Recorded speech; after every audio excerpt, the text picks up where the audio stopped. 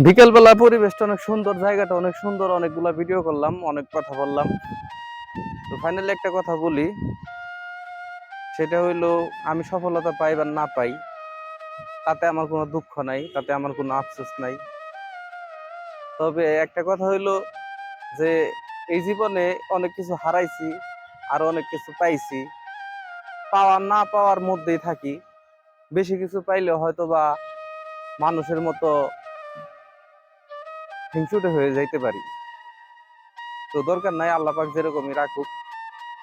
অন্তত পক্ষে মনের ভিতরে এইটুকু নাই যে মানুষের মতো হিংসা বা অনেক সেলিব্রিটিদের দেখি, মানে মানুষকে মানুষ মনে করে না। একজন মানুষ ছবি উঠাইতে চাইলে বা করলেও এই ছবি উঠাইতে দেয় না, ভিডিও করতে চাইলে ভিডিও করতে দেয় না, মানে সেলিব্রিটি যারা।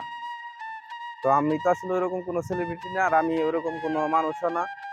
তো যাই হোক, যদি কোনোদিন মানে একটু সফলতার দুয়ারে যাইতে পারি, মানুষ যদি আমার কাছে মানে কথা বলতে চায় বা আসতে চায়, আমার দরজা সবসময় খোলা থাকবে। আর যাদের সাথে চলাফেরা করি তারা হয়তো বা জানে যে আমি কোন ধরনের মানুষ, আমি কেমন মানুষ।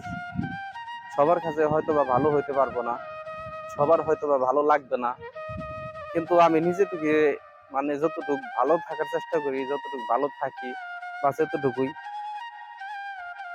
আমার বন্ধু বান্ধবরা আছে, ওরা তো অবশ্য জানে যে আমি কোন ধরনের মানুষ। আর বিশেষ করে আমার কোনো ভাই নাই, বড় ভাই নাই। তো যদি বড় ভাই থাকতো তাহলে হয়তো বা এত প্রেশার থাকতো না জীবনে। একা একা জীবন, একা থাকি, এই কারণে প্রেশারটা একটু বেশি। তো আমি আমার ফ্যামিলি মানুষদেরকে বলি, তোমরা আসলেও আমারে চিনো না, আমারে বুঝো না, যার কারণে অনেক সময় অনেক কথা বলো, ঝগড়া করো। তো যদি কোনোদিন চিনা থাকো বা যদি কোনোদিন বুঝে থাকো যে আমি কোন ধরনের মানুষ, তাহলে হয়তোবা সেদিন তোমরা বলবা। এখন হয়তোবা তোমরা আমারে কোনো কিছু বলবা না, কারণ এখন তোমাদের কাছে আমি হয়তোবা দোষী, তোমাদের হয়তোবা আমি সুখ দিতে পারতেছি না। তবে যতটুকু পারতেছি ভালো থাকা, ভালো রাখার চেষ্টা করতেছি। তো তোমরা ভালো থাকো, আর তার পাশাপাশি আমারও তোমরা ভালো রাখো। ঠিক আছে।